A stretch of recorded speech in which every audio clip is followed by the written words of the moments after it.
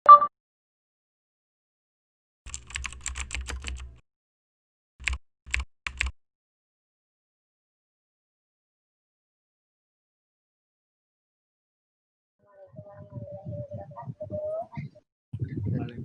Waalaikumsalam warahmatullahi wabarakatuh.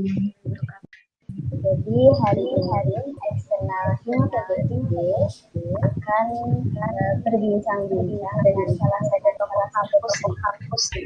Pasti teman-teman kenal. Sebelumnya saya Danila Hayati dan saya membawa rekan saya Nabila Wardabila. Halo Nabila. Halo Teh Dwi. Nah, untuk tema obrolan kita pada hari ini, insya Allah kita akan berbincang mengenai pergerakan. Tamu kita pada hari ini ada Kang Robi Mariski SPD. Halo Kang. Oke, halo Dwi. Mantap ya, udah SPD nih Kang. Mana Kang rasanya? Udah gelar. Alhamdulillah, rasanya terjun di dunia yang sesungguhnya. Mantap. Mulai menerapkan belajar di kampus kita pasti. Iya, pastinya pengalaman-pengalaman yang udah didapat di kampus diimplementasikan di kehidupan nyatanya seperti apa. Apakah berguna atau tidak? Tentunya berguna sekali untuk kita ke depannya, pengalaman-pengalaman yang ya, mantap ya Kak. Nah, untuk memulai obrolan kita ini pengen tahu dong Kang, apa sih yang terlintas di benak Akang mendengar kata pergerakan? ketika mengenal kata pergerakan ya. Pergerakan itu dalam hal artinya luas. Pergerakan bisa dibilang suatu cara atau langkah untuk melakukan perubahan juga. Dan biasanya kalau misalkan pergerakan yang identik sama mahasiswa itu tentang aksi gitu, atau mengungkapkan pendapat. Itu mungkin pergerakan yang sudah dilakukan banyaknya mahasiswa itu sangat-sangat luar biasa ya. Jadi yang Akang lihat atau yang Akang tergambar dari Akang ketika mendengar kata pergerakan itu adalah suatu cara untuk melakukan sebuah perubahan. Selama kuliah dulu Akang udah pernah ikutan belum Kang? Udah aksi dari mulai aksi mungkin aksi simpatik, aksi damai, aksi solidaritas itu alhamdulillah Kang udah pernah merasakan semua gitu ya. Banyak banget ya Kang. Kita kalau misalkan bicara mahasiswa juga pasti salah satu yang kita ingat itu pasti karena itu identik sama Indonesia. Tapi Kang, kenapa sih kita harus melakukan aksi? Kenapa kita sebagai mahasiswa gitu ya, sebagai mahasiswa harus melakukan suatu aksi atau mengemukakan pendapat gitu ya, di depan muka umum. Yang pertama itu sebenarnya kita balik lagi ke kata yang teman-teman sandang semua, itu mahasiswa gitu. Mahasiswa, siswa yang diberi gelar maha itu punya kedudukan yang paling tinggi, tidak hanya sekedar insan akademisi gitu ya. Kawan-kawan mahasiswa semua itu sebagai agen perubahan yang ada di Indonesia. Kembali lagi, kenapa kita harus melakukan aksi? Nah, aksi mahasiswa itu punya peran dan fungsinya. Peran dan fungsinya itu ada 5. Kawan semua kalau misalkan yang bisa saya jelaskan yaitu ada 5. Yang pertama itu ada agent of change, merupakan agen perubahan dan penyambung antara masyarakat sama pemerintah yang ada di sana. Kemudian mahasiswa juga sebagai guardian of value atau penjaga nilai-nilai kebaikan atau nilai-nilai kejujuran. Itu dari mahasiswa juga. Kemudian mahasiswa juga punya peran sebagai iron stock, itu generasi penerus untuk bangsa Indonesia. Dan yang keempat, itu mahasiswa sebagai moral force atau penjaga moral-moral dan pengamal moral-moral. Nah, mahasiswa dipandang punya moralitas tinggi.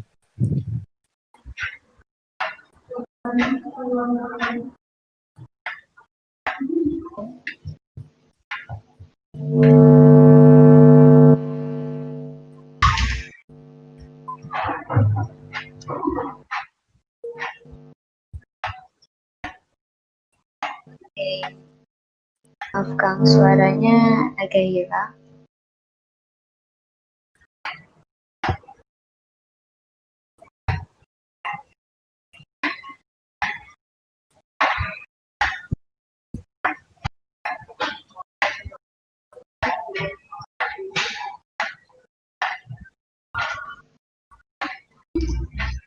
Halo Kang Robi.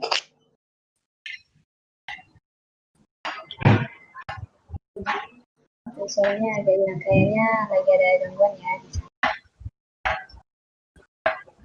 Kita tunggu sebentar.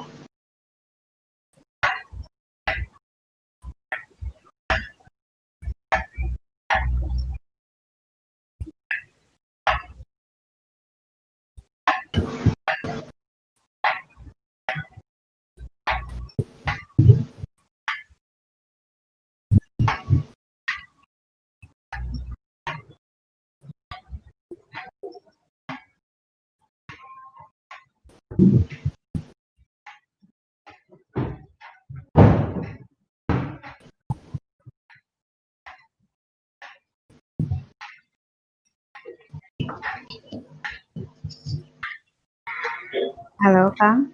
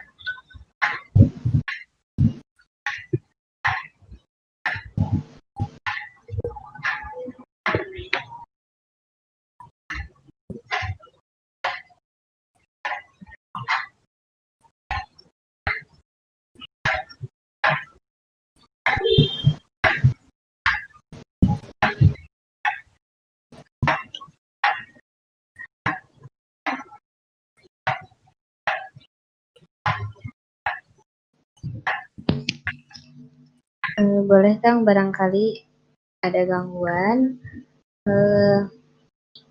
Live dulu, terus nanti bisa masuk lagi Kang, karena belum masuk suaranya.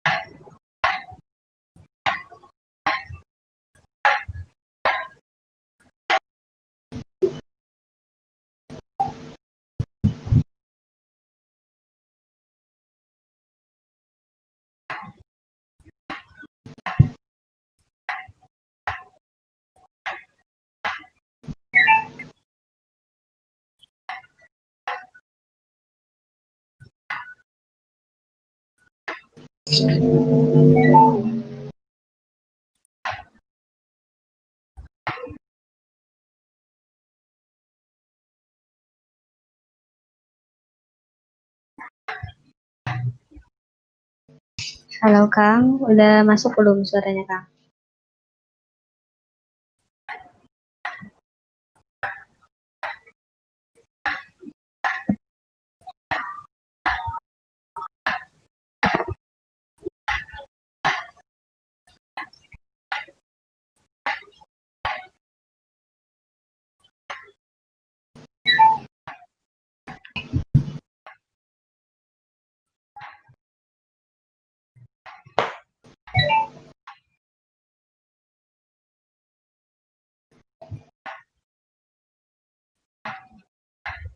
Halo Kang, udah ada? Gimana Kang?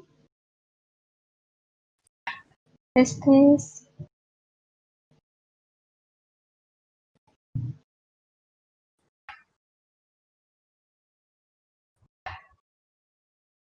Bunda, suaraku Ya. ada gak? Ada. Halo Kang. Halo, halo. Kedengeran? Alhamdulillah. Alhamdulillah. Mati tadi kalian nggak ada suaranya juga. Iya Kang, kayaknya memang kalau online gini ya. Iya, jaringan. Kita ulang aja ya. Boleh. Tadi, kenapa sih kita itu harus aksi? Kenapa kita harus aksi ya sebagai mahasiswa? Kita harus aksi sebagai mahasiswa karena mahasiswa itu adalah garda terdepan yang diharapkan oleh rakyat atau masyarakat yang ada di Indonesia. Karena nggak banyak orang yang bisa kuliah, gitu. Bahkan kenapa harus kita sebagai mahasiswa yang melakukan aksi? Karena kita dianggap sebagai kaum intelektual atau insan akademisi, yang dimana mahasiswa itu punya peranan yang besar itu sebagai agen perubahan. Kita lihat ke belakang tentang sejarah, jangan lupakan jas merah tentang negara Indonesia pada tahun 1998, krisis moneter oleh Presiden Bapak Soeharto. Di situ mahasiswa melakukan suatu aksi yang sampai saat ini menjadi suatu sejarah yang tidak bisa terlupakan dari bangsa Indonesia. Nah, itu adalah peranan mahasiswa. Jadi, mahasiswa mempunyai peran besar untuk melakukan perubahan. Kenapa mahasiswa? Karena kawan-kawan semua sebagai mahasiswa itu punya 5 peran dan fungsi dari mahasiswa. Yang pertama, kita sebagai mahasiswa itu punya peranan agen of change, agen perubahan, agen penyambung aspirasi rakyat terhadap kinerja pemerintah, terhadap permasalahan-permasalahan yang ada di rakyat agar bisa diketahui oleh pemerintah itu sebagai agen of change, agen perubahan. Kemudian peranan yang kedua, kita sebagai mahasiswa juga sebagai guardian of value, penjaga nilai-nilai kejujuran, penjaga nilai-nilai keadilan. Kemudian mahasiswa juga punya peran sebagai iron stock, sebagai generasi penerus bangsa. Kemudian yang keempat, ini kenapa kita sebagai mahasiswa harus melakukan aksi, karena mahasiswa mempunyai peranan yaitu sebagai moral force, yang dimana mahasiswa sebagai pelaksana atau diharapkan mampu menularkan moral-moral yang positif terhadap kehidupan masyarakat yang ada di Indonesia. Nah, yang terakhir itu ada mahasiswa punya peran sangat penting dalam hal kontrol sosial, mengontrol tentang sosial yang ada di suatu negara. Mahasiswa menjadi harapan masyarakat dalam hal kontrol sosial, yang mana ketika ada permasalahan-permasalahan yang merugikan rakyat, yang sangat bertentangan oleh rakyat, nah di situ tugas mahasiswa sebagai social control, yaitu menjadi solusi dalam hal penyampaian aspirasi yang dimana diharapkan tidak merugikan banyak orang. Nah, dari 5 peran ini, ya inilah yang menjadi peranan kenapa kita sebagai mahasiswa harus turun aksi. Itu seperti itu, Teh Dwi. Tadi juga bahwa mahasiswa itu harapan kita ketika di ngobrol sebagian masyarakat juga mereka ada yang bilang itu lihat kalau mahasiswa udah turun didengerin. Terus kalau ada masalah mereka bilang coba kalau mahasiswa punya kedudukan yang tinggi juga gitu mahasiswa.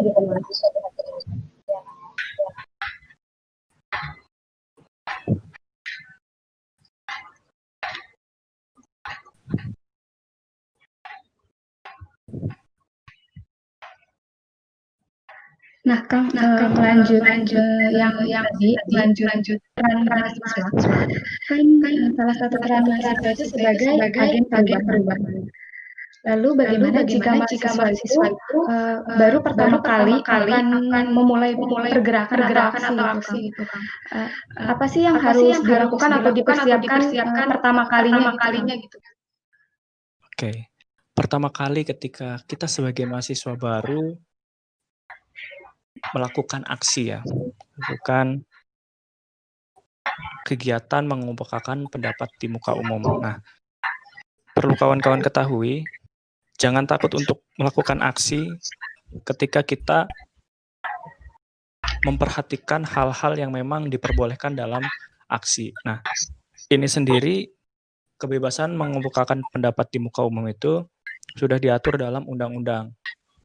Nah, undang-undangnya nomor 9 tahun 1998 tentang kebebasan berpendapat di muka umum. Nah, di situ ada cara-cara yang memang harus kita ketahui terlebih dahulu gitu ya. Kita sebagai mahasiswa jangan malas membaca, tapi harus sering-sering membaca karena membaca bisa menambah wawasan kita. Nah, yang pertama kita harus mencari tahu dulu tentang aksi ini seperti apa, aksi yang diperbolehkan itu seperti apa. Nah, ketika itu sudah kita ketahui, untuk kelancaran atau untuk kesannya tidak sembarangan aksi itu adanya manajemen aksi yang harus diketahui oleh setiap aksi massa atau masa aksi ya. Masa aksi ini sendiri adalah individu-individu dari setiap mahasiswa yang tergabung dalam suatu kegiatan aksi. Nah, ini akan menjadi sangat penting ketika mahasiswa tahu tentang manajemen aksi. Aksi tanpa strategi atau aksi tanpa persiapan sama dengan anarkis, kawan-kawan. Gitu. Jadi kalau mahasiswa baru ini bertanya sebanyak mungkin tentang manajemen aksi. Apa saja yang harus dilakukan kita sebelum aksi, itu. Secara singkatnya, itu kita melakukan diskusi terlebih dahulu. Diskusi, apa yang akan kita aksikan, apa yang akan kita salurkan pendapatnya atau suarakan. Nah, dari diskusi ini akan timbul mindset-mindset tentang pola berpikir kerangka-kerangka yang mana nanti akan menjadikan kita sebagai mahasiswa baru itu akan paham. Gitu. Mahasiswa baru memang transisi dari SMA ke mahasiswa. Tapi dengan bertanya, diskusi tentang aksi yang bagus itu seperti apa, nah ini sangat diperlukan. Gitu.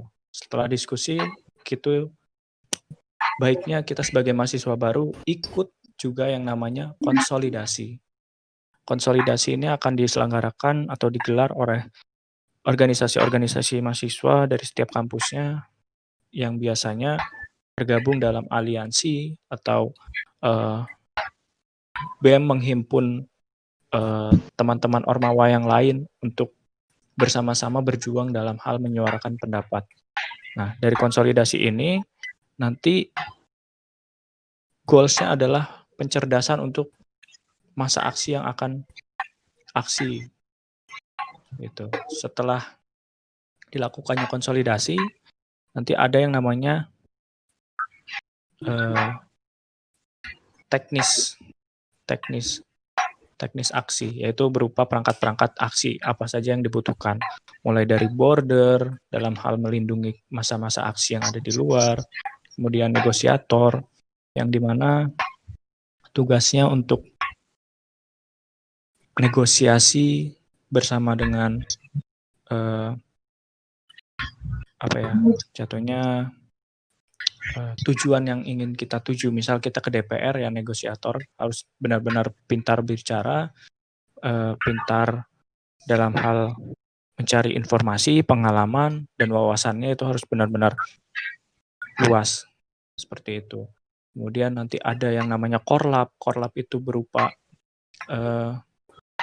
seseorang yang menggerakkan masa aksi, yang mengontrol masa aksi, dan masa aksi harus nurut sama korlap. Nah, itu adalah bagian-bagian kecil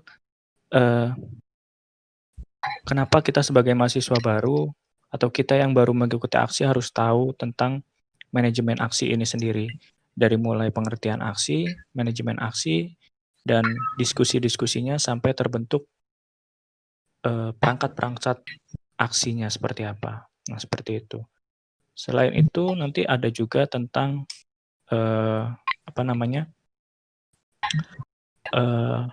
propaganda aksi. Itu untuk menarik masa-masa yang nanti diperuntukkan ketika sudah hari H untuk menyuarakan pendapat, terkumpul masa aksi yang cukup banyak, seperti itu. Jadi intinya kita harus paham tentang apa itu aksi dan manajemen aksi. Mungkin seperti itu, Teh. Wah, menarik sekali ya. Jadi yang harus dipersiapkan pertama kali itu mungkin sebelum aksi ya, diskusi dan konsolidasi ya, Kang. Iya. Lalu ketika di lapangan kita tidak terprovokasi dengan pihak lain seperti itu. Betul. Nah, kan ada pandangan kalau aksi itu biasanya rusuh.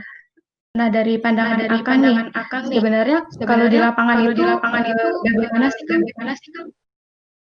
Ya, gambaran atau kita biasa mendengar mindset dari masyarakat-masyarakat yang hanya biasanya gini, jurnalis atau media itu biasanya kejam, kawan-kawan. Hanya melihat satu sisi, tidak melihat apa yang disuarakan, apa yang menjadi hal-hal positif dari dilakukannya demonstrasi atau aksi ini sendiri. Nah, ketika di lapangan, ketika itu saya membawa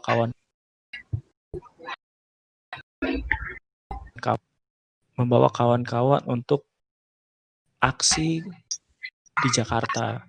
Nah, itu menghimpun banyaknya mahasiswa dari universitas-universitas yang ada di Purwakarta, dijadikan satu, Nah, ini sendiri pun dari kami, Akang, dan yang lain-lain untuk memanajemennya ini sendiri benar-benar matang. Sehingga ketika di lapangan itu cukup berjalan baik. Nah, kenapa Akang bilang cukup berjalan baik? Karena ketika ada provokator, ada provokasi yang datangnya dari bukan selain mahasiswa, itu biasanya mulailah kacau. Gitu. Nah, dalam hal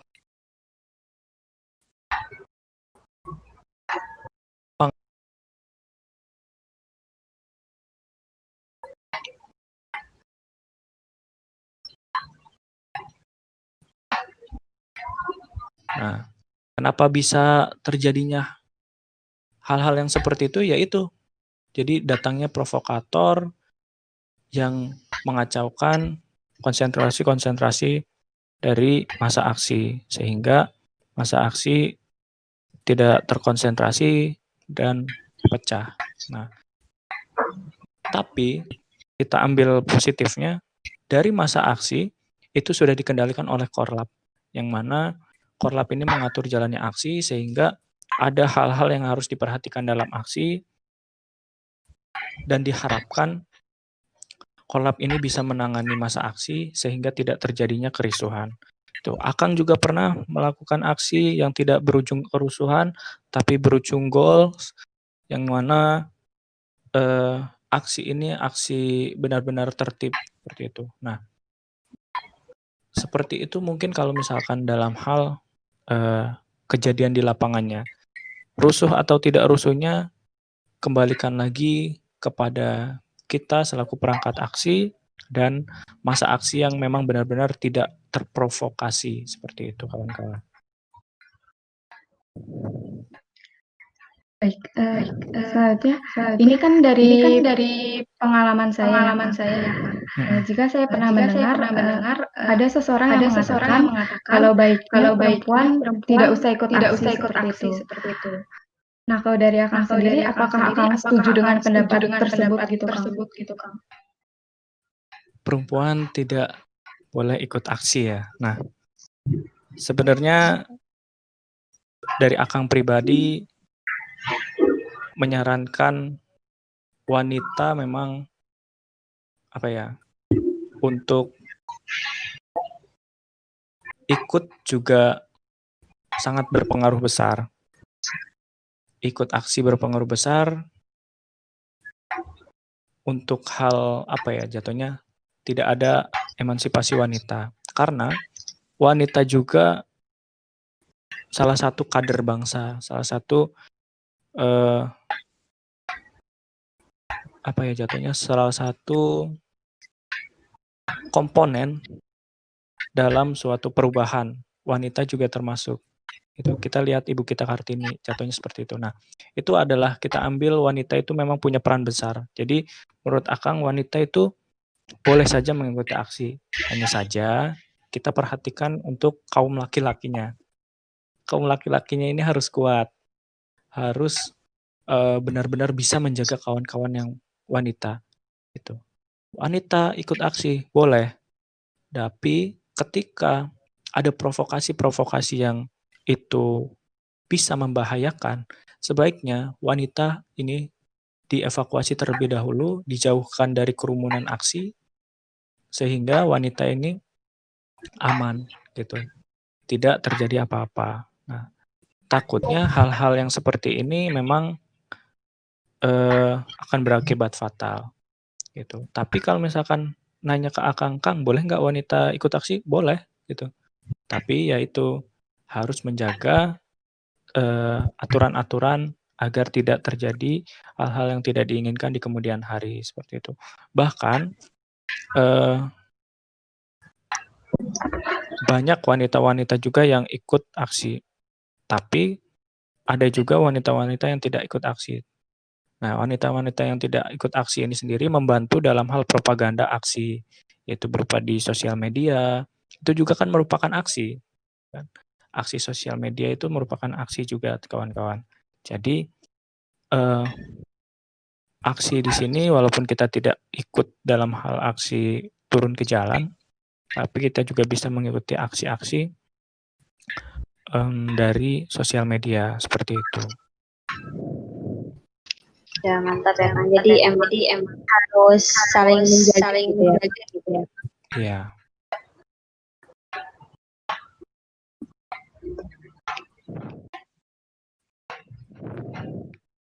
Ini semuanya udah pernah ikut aksi ya?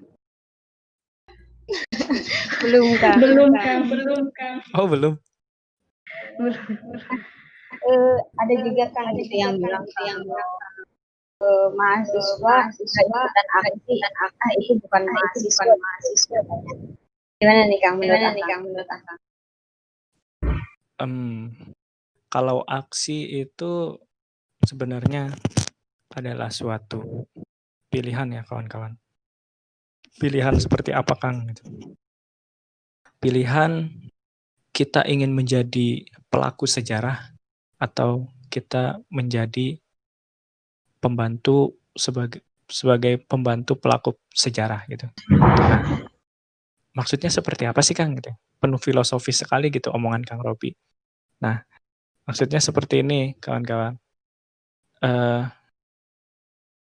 Sebenarnya kita tidak boleh menjudge orang langsung seperti itu ya. Wah kamu mah nggak ikut aksi, kamu bukan mahasiswa. Bukan seperti itu. Iya betul. Nah, sebenarnya mahasiswa itu kan tridharma perguruan tinggi.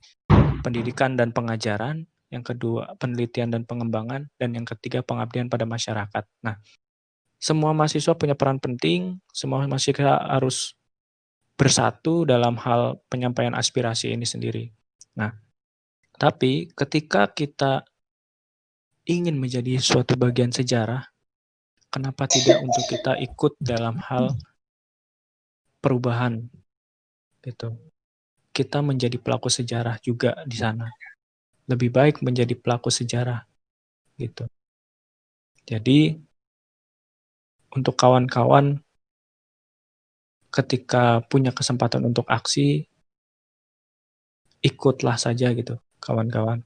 Tapi dengan catatan kawan-kawan juga tahu tentang apa yang disuarakan, apa yang ingin di-goalskan, itu harus tahu. Jangan kamu ikut aksi, ikut bahas apa, nggak tahu. Jangan sampai kayak gitu. Banyak ya mahasiswa-mahasiswa yang seperti itu, cuman ikut-ikutan aksi. Seperti itu. Jadi ketika pendapat akan ditanya kayak gitu, ya bukan tidak menjadi mahasiswa, tapi pilihannya kamu mau menjadi pelaku sejarah atau kamu ingin menjadi pembantu pelaku sejarah. Hanya membantu dalam hal share-share atau aksi dari media seperti itu. Bisa dipahami nggak ya? Bisa Kang. Insya Allah. Mantap banget iya ya. Itu gimana pilihan kita juga. Iya. Tapi sayang banget nggak sih kalau nggak ikut aksi. Gitu. Iya.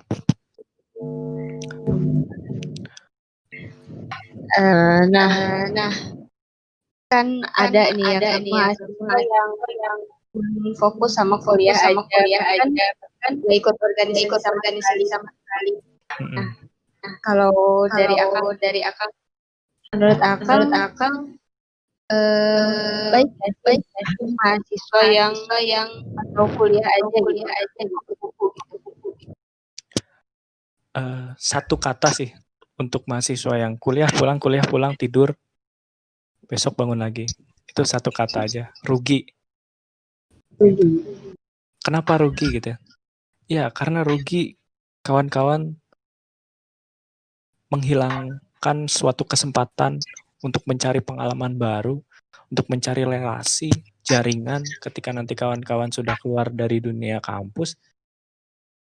Itu akan rugi sekali kalau kawan-kawan hanya kuliah pulang tanpa mengikuti kegiatan-kegiatan yang ada di kampus gitu.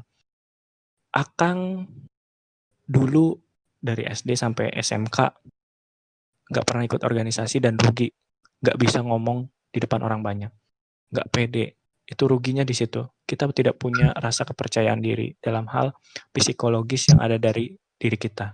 Tapi ketika kuliah mencoba keluar dari zona nyaman, nah ini menemukan jati diri yang sebenarnya. Jadi kalian sebagai mahasiswa baru jangan hanya kuliah pulang gitu. Kalian bisa mengembangkan diri kalian di organisasi. Kalau tidak di organisasi, kalian bisa mengembangkan suatu prestasi gitu. Ikut karya tulis ilmiah, membanggakan nama kampus, membanggakan prodi, membanggakan jurusan. Nah, ini bisa menjadi pilihan-pilihan kalian semua itu sebagai agen of change atau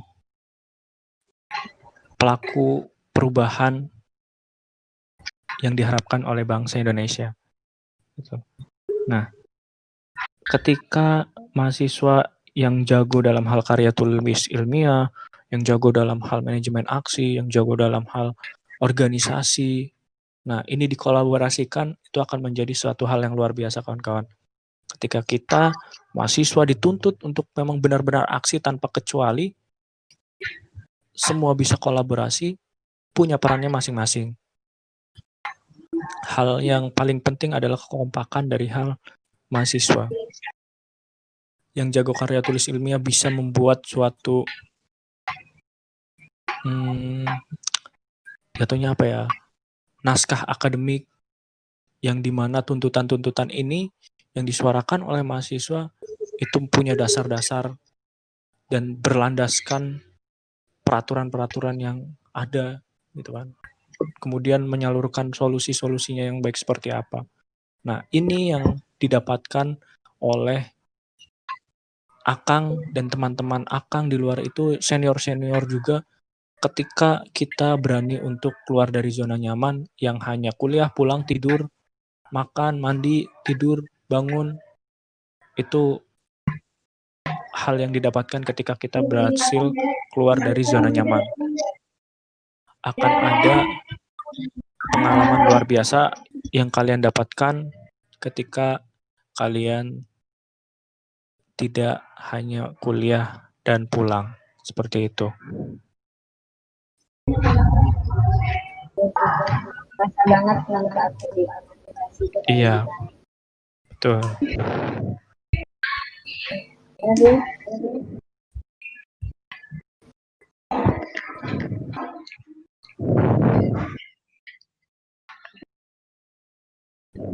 Ya Kang, saya mau menanya lagi nih. Menurut Akang terkait stigma lama tentang mahasiswa bahwa mahasiswa adalah mereka yang bergerak turun ke jalan atas nama rakyat.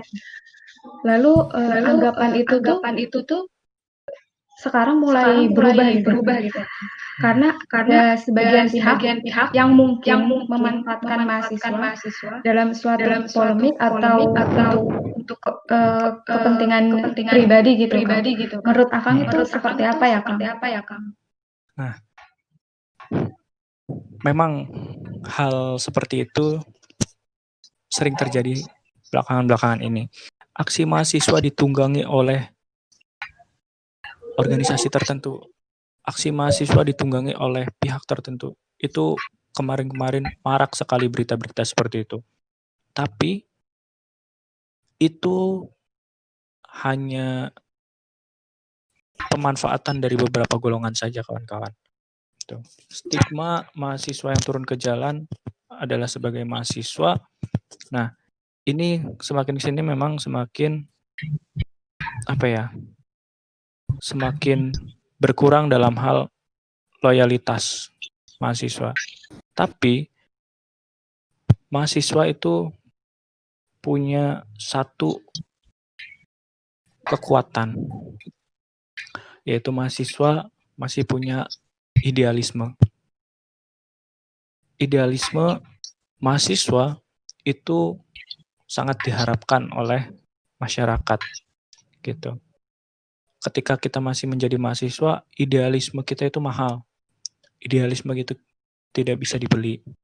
Nah, oleh karenanya mahasiswa ini memang harus benar-benar bisa jujur dan kuat iman dan takwa ya kawan-kawan, untuk tidak menerima tunggangan-tunggangan dari orang lain, tidak menerima untuk, hei kamu mahasiswa silahkan aksi nanti saya bayar segini. Itu jangan sampai kayak gitu. Jangan sampai idealisme mahasiswa luntur. Jadi mahasiswa harus kuat idealisme.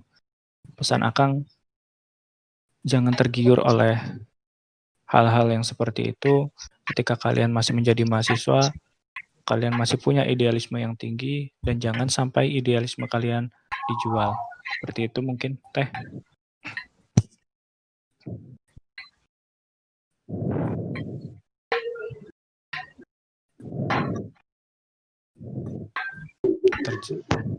Terjawab nggak tadi ya pertanyaan?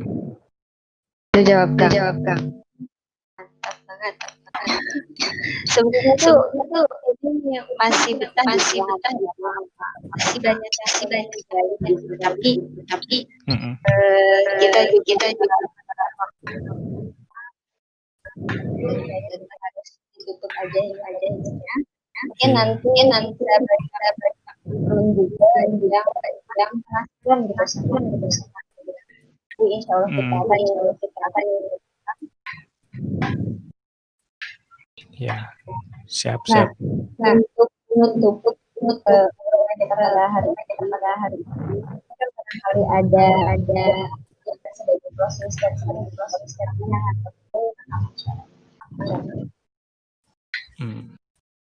Closing statement ya. Closing statement dari Akang.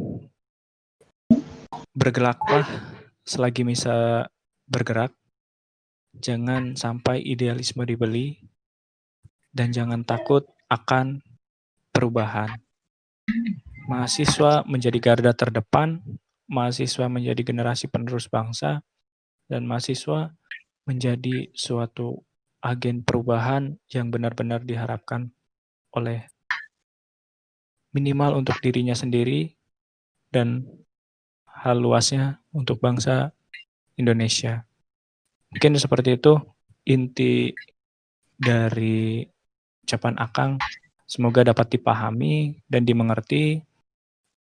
Ketika nanti ada waktu luang, silakan bertanya, silakan sharing sama teman-teman yang lain, sama kakak tingkat selain Akang, itu banyak yang masih hebat-hebat kembali gitu. Mungkin sekian yang dapat Akang sampaikan dari closing statement ini. Seperti itu, Mangga. Mantap. Jadi sebagai mahasiswa jangan takut untuk bergerak dan idealisme dibeli ya. Luar biasa obrolan kita pada hari ini kepada tamu kita Kang Robi. Mudah-mudahan kita bisa bertemu ya. Semoga bisa ketemu. Amin. Ya, kita tutup obrolan kita hari ini. Assalamualaikum warahmatullahi wabarakatuh. Waalaikumsalam warahmatullahi wabarakatuh.